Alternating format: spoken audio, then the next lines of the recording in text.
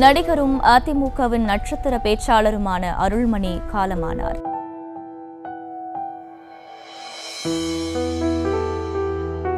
பத்து நாட்கள் பிரச்சாரம் முடித்து சென்னை திரும்பிய நிலையில் திடீர் மாரடைப்பால் உயிரிழப்பு.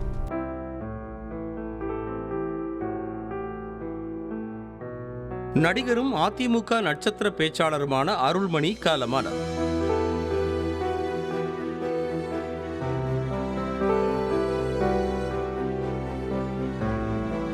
அழகி, பொன்னுமணி, தர்மசீலன், கருப்பு ரோஜா உள்ளிட்ட 90 படங்களில் இவர் நடித்திருக்கிறார். இந்த நிலையில் தேர்தல் பிரச்சாரத்திற்காக வெளியூர் சென்ற அருள்மணி ஓய்வுக்காக சென்னை வந்த நிலையில் திடீர் மாரடைப்பு ஏற்பட்டு உயிரிழந்தார்.